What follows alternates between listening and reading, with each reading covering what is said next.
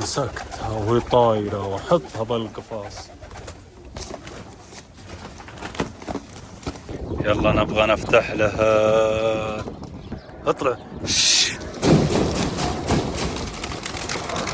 الربع كذا ناخذه ونوزعه هنا مثل ما تشوفون كذا. تمسك كذا كذا. هذا يحفز الحمام على ايش؟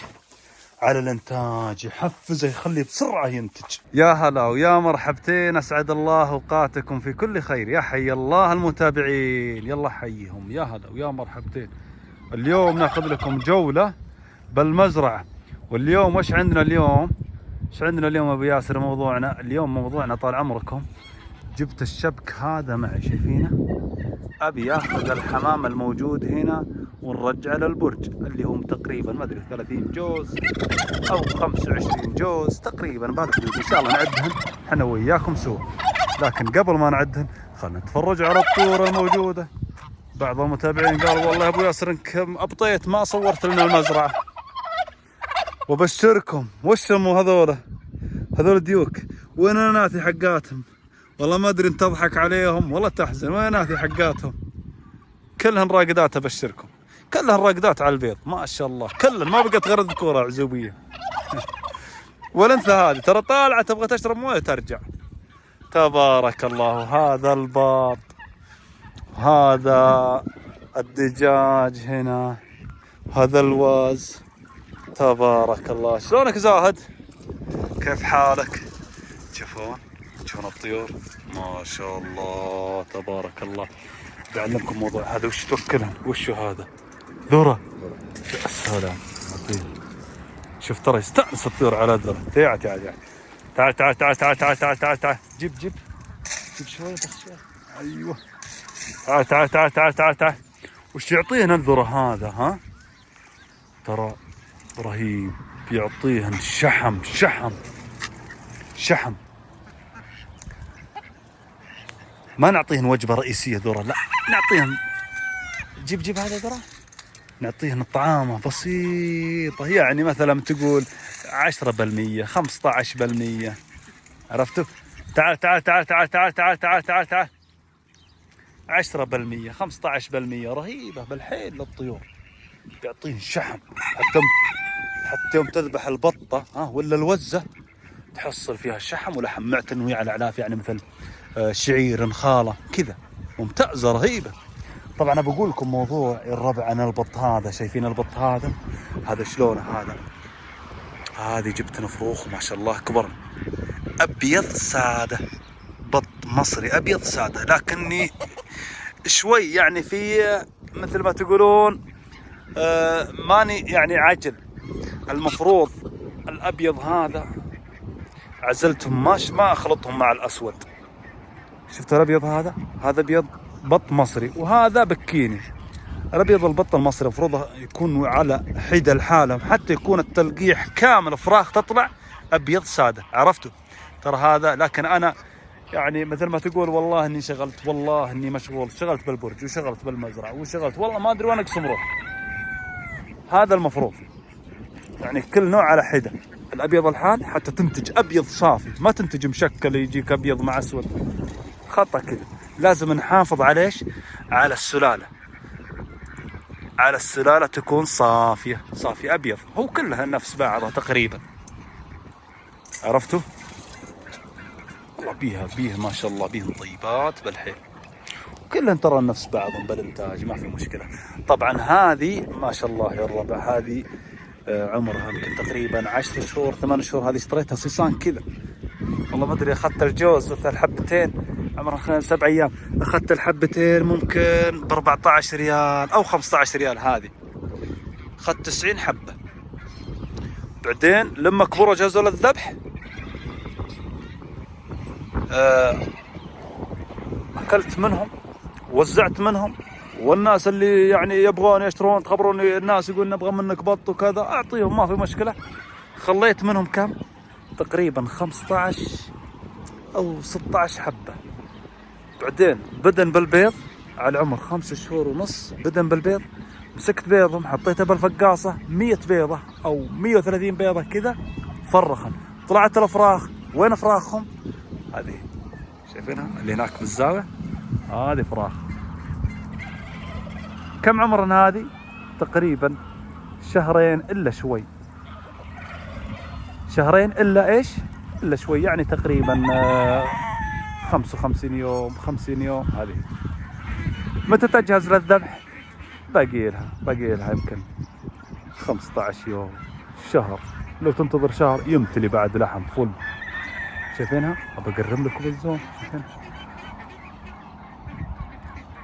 عمرها شهرين الا شوي. تبارك الله، يعني تبارك الله. هذه بعد ناكلها. انا اقدر انتج منهم واجد، من هذه الوزاء البطات البيض هذه اللي موجود 15 اقدر انتج منهم كثير، لكن انا رغبتي عدد كذا يكفيني طبخ.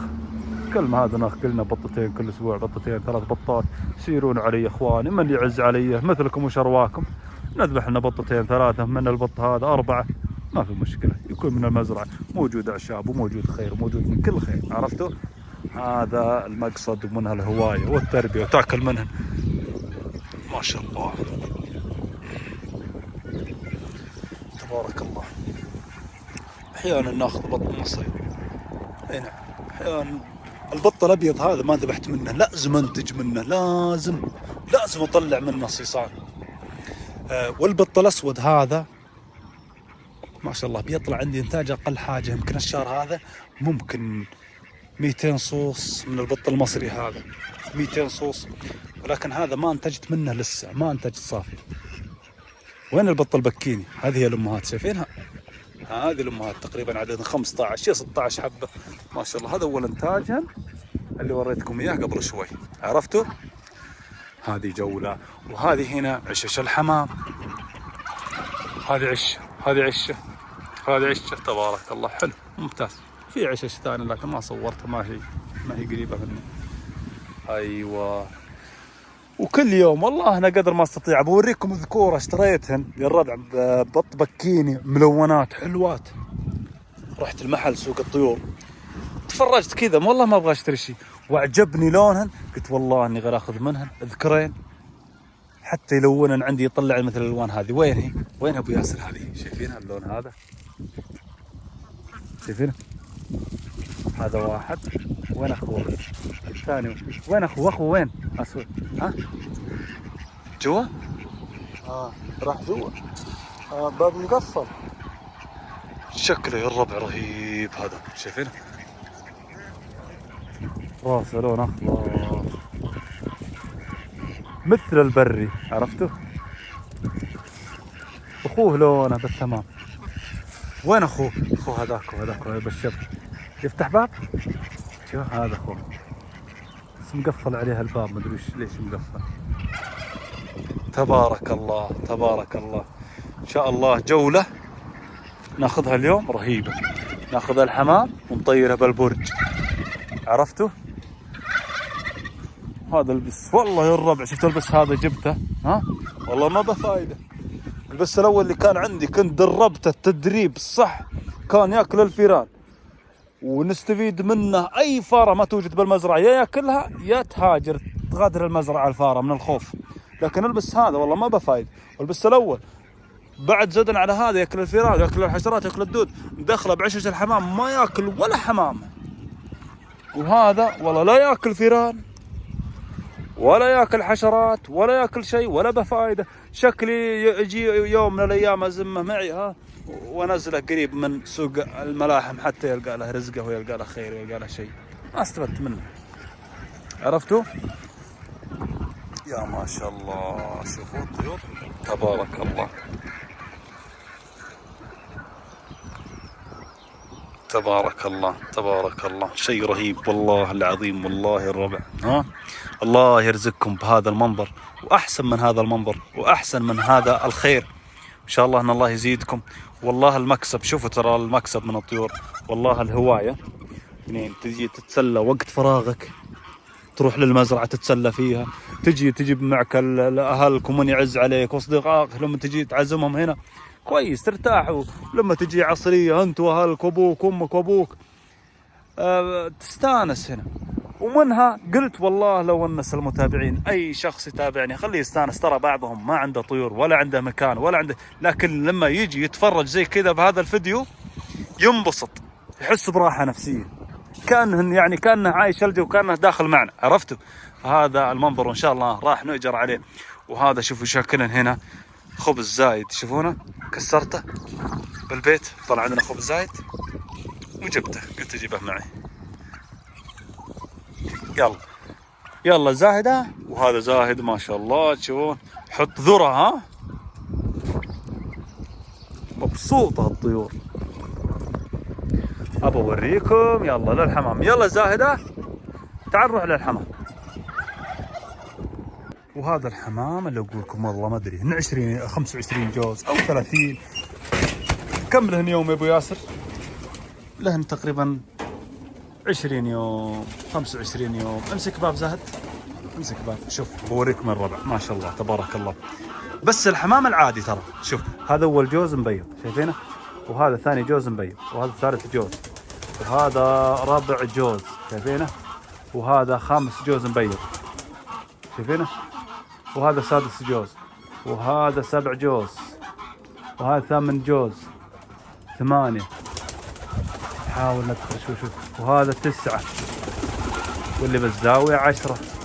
حلو حلو، ممتاز ممتاز ممتاز، شيء طيب شيء طيب ان شاء الله. بس ان شاء الله انه ما يكون في فراخ، حتى ما ودي والله اني تاخرت عليهم.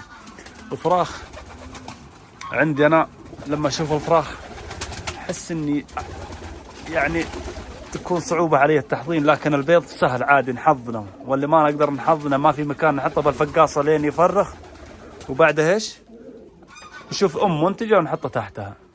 عرفتوا؟ يلا اول ما نبدا بايش؟ تحضين البيض. نحضن البيض على السريع. يلا بسم الله نشوف هذا كويس. بيض بيض حلو حلو، هاي طلعت بيض حلو حلو حلو ممتاز تبارك الله. بيض ما في فراخ، حلو بيض. هنا بيض لهن 20 يوم، حلو ممتاز. طبعا يا ابو ياسر هل اليوم جبتهن اجواز؟ لا ما جبت ولا جوز، بس نقو عرفت، نقو الوان وانثى وذكر بس، يعني ما اخذت جوز مع بعضها بصندوق واحد، لا بس مسكتهم حطيتهم هنا تجاوزوا على طول. عرفتوا؟ وين هو الحمام؟ هذا هو، بقرب لكم الزوم من قريب، شايفينها؟ بس الحمام العادي، بس الابيض هذا البلجيكيات هذه لا،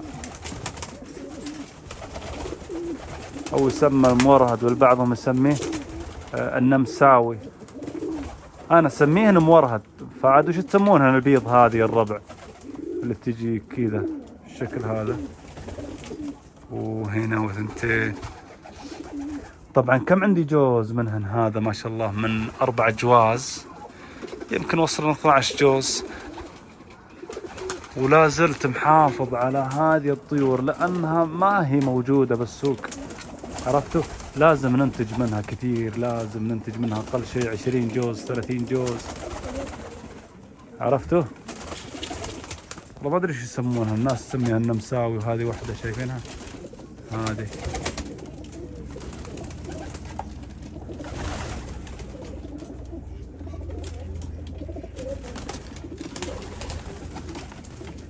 بس هواية كذا. عرفتوا؟ يلا حضن البيض، يلا بسم الله. شوفوا هذا المختصر الفيديو الرابع، هذا قريب انتاجه، هذا حضنهن، هذا قريب انتاجه، هذا توهن بيضات لسه ما تكون بيضة صفرة. عرفتوا؟ هذا نزحلقه، هذا نحضنه حتى ما نكسب ذنبه. عرفتوا؟ اللي به فرخ حي ممتاز نحضنه، اصفر ما نحضنه. كذا جهزنا، شفتوا؟ والله بنحضن هذا الحين، نحضن البيض هذا، كل ثنتين اخوان بعمر واحد، نحضنهم تحت جوز حتى يفرخهم مع بعض. عرفتوا؟ يكون بعمر واحد، ما نخربط البيض. فهمتوا التحضين الربع؟ هذا عمر واحد عشان يفقسوا مع بعض لازم نحطه تحت جوز. هذا تحت جوز، يعني ما تقدر تحط هذه مع البيضة هذه والبيضة هذه مع البيضة كذا، خطأ. كذا يفرخ اليوم فرخ، بعد 10 أيام يفرخ فرخ، يكون يموت. عرفتوا؟ حصلت بيض حامي، هو حامي والله بارد. هذه كم واحد هو موجود؟ واحد. هذه بيها فرخ، هذه مايلة للسواد، مبينة قبل أكشف عليها، مايلة للسواد. ومثل ما تشوفون مايلة للسواد، وش معناتها؟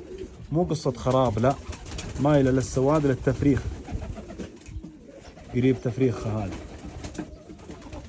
حضنها. واحد بيض هو موجود. يلا الحمد لله حضناه بأصغر عشة، يعني أول عشة استقبلت البيض كامل. شايفين هذا البيض؟ هنا بيض تم تحضينه، هنا بالأرض تم تحضينه. حلو، شوفوا هنا هنا هنا. ممتاز ممتاز. على العموم حضناهم بالعشة الصغيرة هذه، أول عشة. ممتاز حلو. سلام، مسكنا نص الحين، باقي شوية، باقي شيء بسيط نكمل. يلا امسك امسك، ما في مشكلة، امسك امسك. ما اقدر اصور. ايوه كفو. انا امسك انا وياكم.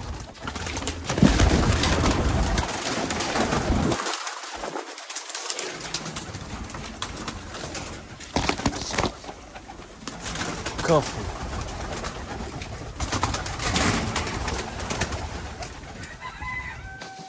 كف كف كف كف. باقي البرقة هذه ما مسكت شيء والله، المخدجة ما جبتها معي. يلا نمسك ان شاء الله، نمسك. امسك امسك.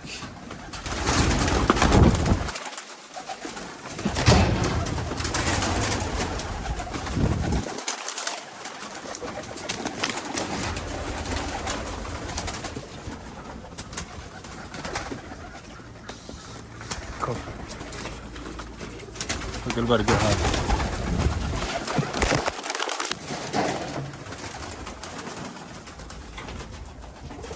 والله ما ادري شنوع هذه يا الربع. شوف بوريكم اياها. هذه ذنبها ابيض، يمكن قلابيه، ممكن. هذا برقه، هذه مسكه برقه هذه.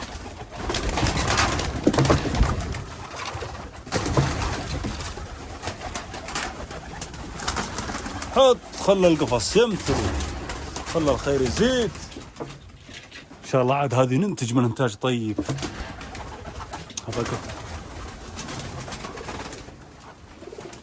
ليش مسكتهم بالنهار ابو ياسر؟ امشي حتى ايش باقي. هذه امسك، هذه مسكتها وهي طايره واحطها بالقفص.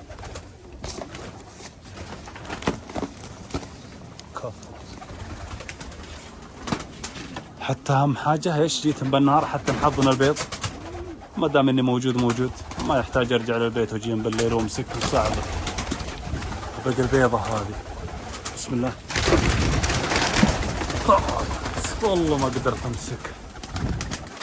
هذا ايش اسمه؟ باقي واحد هذا.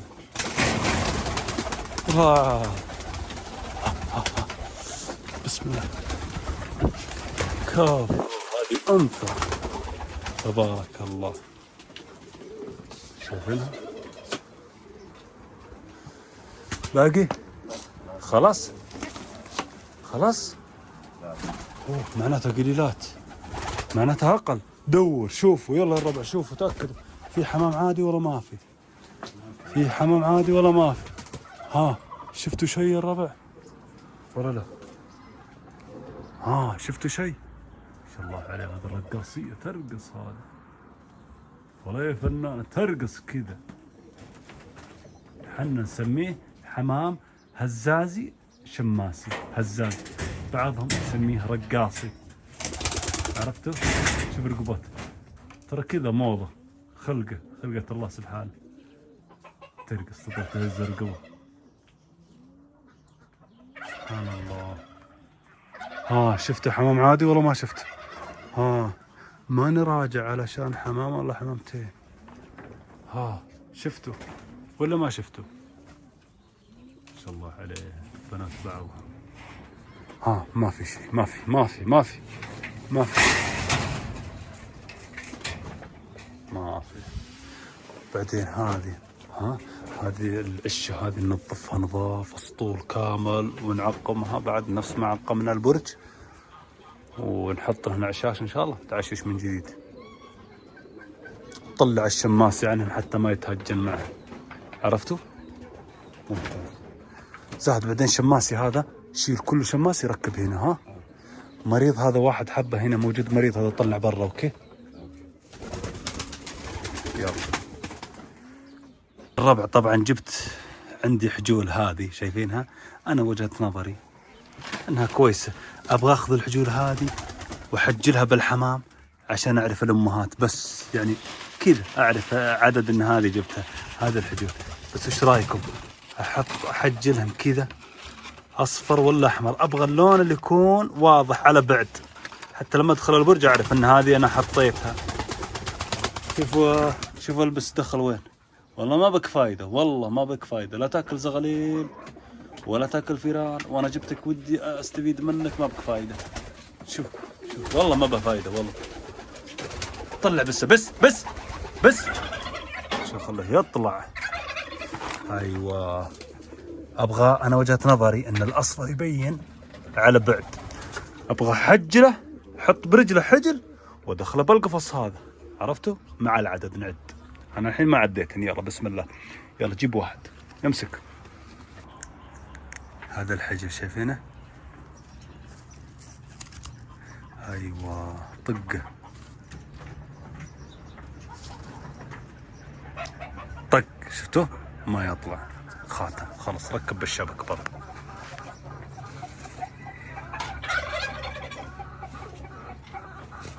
ممتاز. يلا كل نبغى نحجلها. شايفين هذه الرجل طلعها كذا، حط الحجل كذا، حطه وطقه.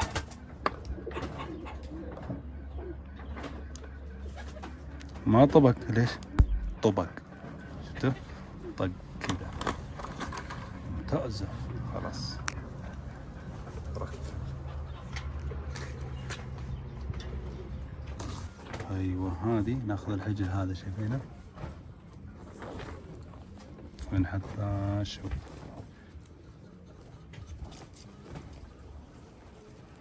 ترى سهل. ها بس شفت هنا بس تطقها كبس كبس طق خلاص. شوفوا الحمامة ما شاء الله عليها تبارك الله. شوفوها هذه انثى، هذه شفتها من بيضها الحين راقدة، شايفينها؟ يلا ركب.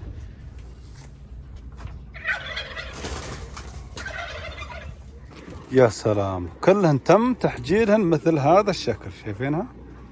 مثل هذا الشكل حجلناهن. كم العدد تتوقعون؟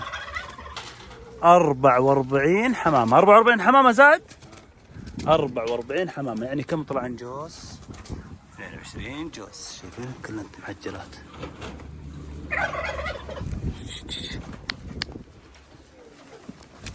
كلهن 44 حمامة. يلا ننتقل بيهن للبرج. يا سلام وصلنا طبعا، وهذا البرج شايفينه. طبعا اليوم ما معي احد، ما اقدر انزل الشبكة الحالي. ايش ابغى اسوي؟ ابغى افتح الباب والله ليهن انا اخليهن رحن على يديهن، يعني افتح الباب واخليهن يطرن للبرج.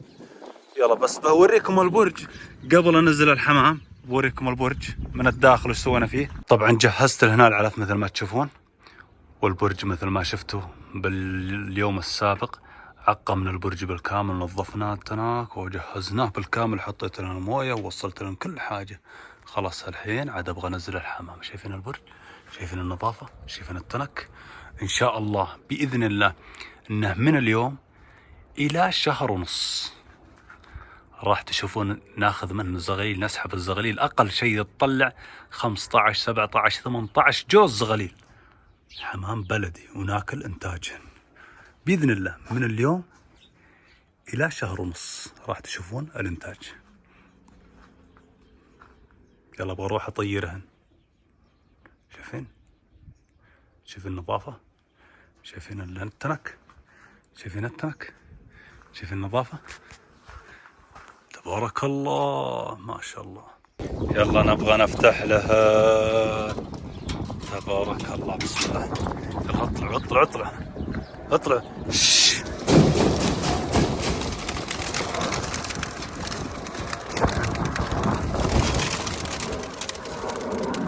ما شاء الله شايفين تبارك الله. رجوع للبرج تبارك الله ما شاء الله. فالها الانتاج، فالها الزغاليل، فالها احنا نشبع من الزغاليل البلدي ونجرب طعمهن ونشوف طعمهن. شايفين ما شاء الله تبارك الله. ابغى اروح الحين وين؟ ابغى اجيب لهم اعشاش حتى يتهيأ الحمام ويستعجل في الانتاج. يلا خليكم معي نجيب الاعشاش لهن ونحطها وانتم تشوفون ان شاء الله راح تستفيدون منها. سلام كذا وصلنا وانتم بكرامه. هذا ويكرم المشاهدين هذا تبن، هذه فيها سواد بسيط. هذا تبن القمح، عرفتوا؟ هذه القصه الاولى تبن القمح. اهم شيء انه يكون العود مثل ما تمسكه لين. ترى اذا كان عريض ما هو مناسب، اذا كان العود لين ممتاز مناسب يعشش فيها الحمام، عرفتوا؟ يلا بناخذ من هذه بلكه.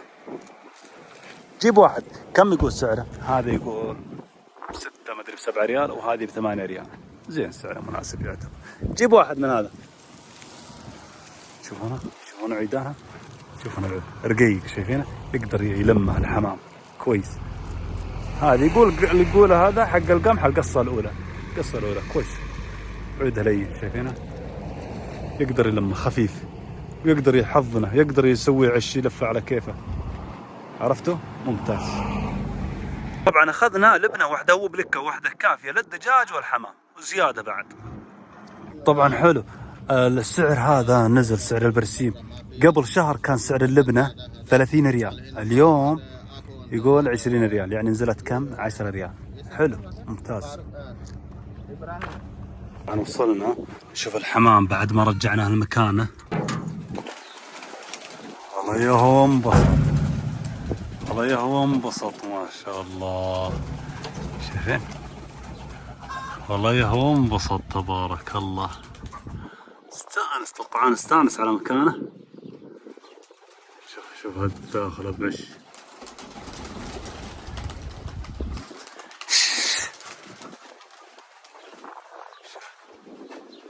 انبسط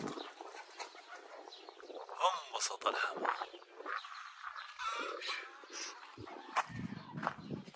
وين راح الحمام؟ شو هذا انبسط.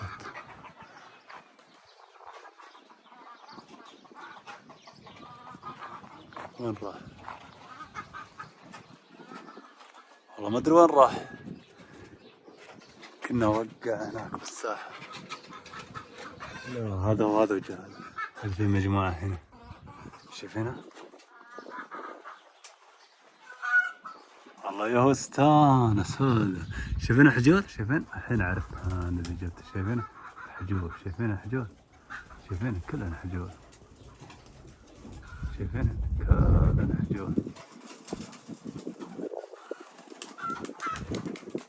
والله ان شاء الله شهر ونص بالكثير ناكل من زغاليلها باذن الله، باذن الله، وراح تشوفون ان شاء الله.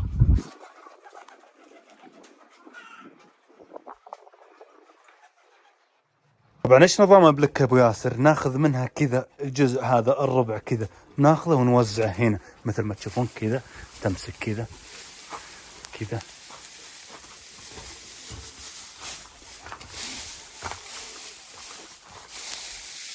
هذا يحفز الحمام على ايش؟ على الانتاج. يحفزه، يخليه بسرعة ينتج. اذا شاف كذا والسطول والتنك والمكان جاهز ونظيف، على طول يبدأ يعشش من قريب، والعلف والماء خلص على طول. يمكن اسبوع ان شاء الله ويبدأ يبيض. اسبوع بس، اسبوع باذن الله. فعاد انا ايش اسوي الايام القادمه؟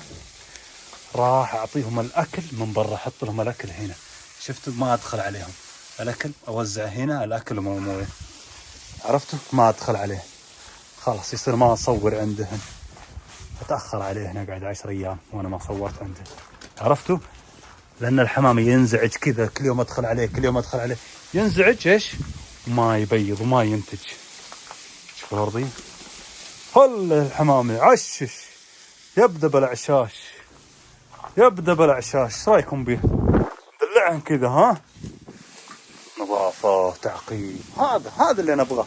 انا ابغى اكل صحي. عاد انا والله الربع، ها، ما عمري، لا استغفر الله، مره واحده اكلت حمام بلدي كبير، لكن زغليل ما عمري اكلتهم. اكلت السلفر، اكلت الزاجر، اكلت فرنسي، لكن البلدي ما عمري اكلته. واكل من انتاجهم ان شاء الله، عرفتوا؟ كذا ممتاز. باقي البلكه ناخذ بعد منها جزء. هذا شوفوا بلكه، شوفوا العشاش، شوفوا العشاش، شوفوا الارضيه، شوفوا الارضيه، شايفين؟ وانا ما اخذت منها الا الربع، يعني كفايه وزياده. هذا يكفي يعشش ويبيض كل الحمام ان شاء الله. شفتوا؟ ابغى اخذ منها بعد الربع من هنا، وقلت الدجاج خليني ياكلن منها، يلقن بها حب ياكلن منها، يحرثن بها، يكيف عليها. والله غريب الحين تشوفون الدجاج ان شاء الله، تشوفون يحرث بالتبن، يستانس، ينبسط. شوفوا الدجاجه بحطها لنا هنا،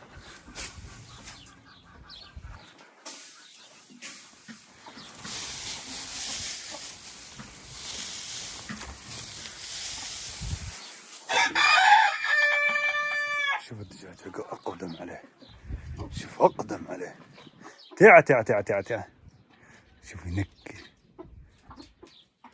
تعا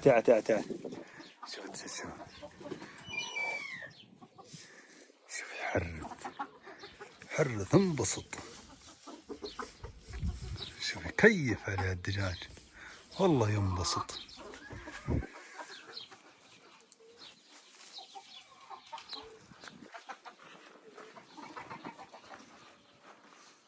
هنا خليه استانس، هنا كيف عليه.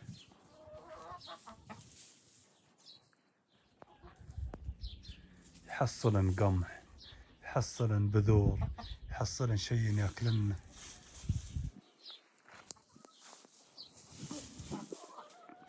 ينبسط، يرفع معنوياتنا، يعطينا نشاط، يعطينا شيء يعني تغير كويس. هذا ذيك شوف يبغى يجي هنا بس ما يقدر، الشبك لازم يطلع من الباب الثاني يرجي مع الباب هذا. شوفين هذا اليوم انا بعد نحط لنا هنا بعد. تعا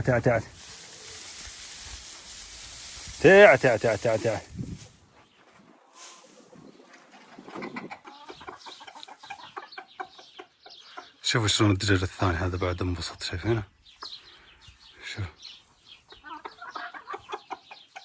شوف الديك كيف هنا يلقى بذور وينادي الدجاجة، يعطيه الدجاجة، سبحان الله. شوف حصل بذور،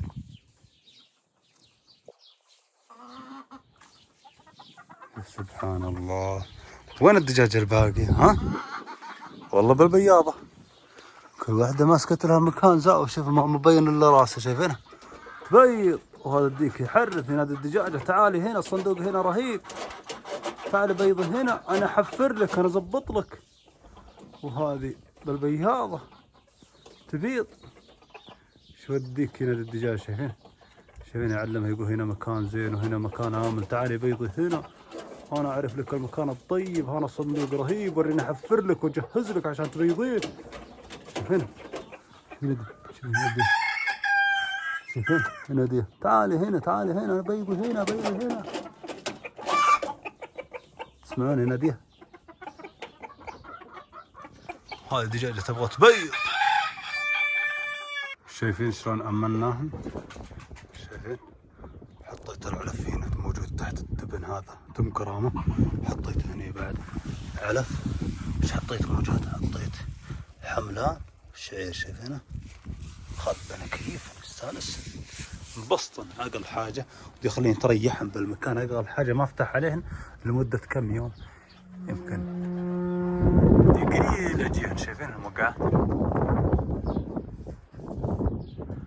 ودي قليل اجيهن قدر ما استطيع وخلاص، يصير ما ادخل عليهن، احطهن علفهن والمويه برا، خلينا نوقعن هنا وياكلهن.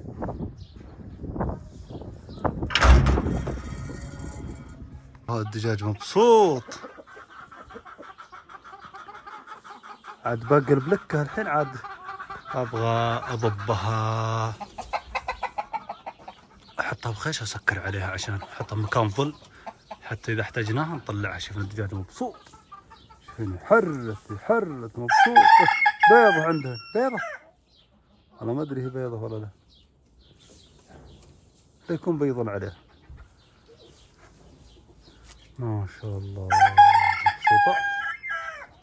يلا والى هنا ننتهي الفيديو الرابع، واستودعناكم الله، ان شاء الله انه يكون فيديو رهيب ممتع، الناس استانست واستفادت ان شاء الله. استفدتوا، عاد اعطوني رايكم، ماذا رايكم بالفيديو؟ هل هو مفيد ووناسك طيب زين؟ يلا هذا العش البلوكة نبغى ناخذه. يلا مع السلامة، استودعناكم الله الذي لا تضيع ودائعه، مع السلامة يا الربع.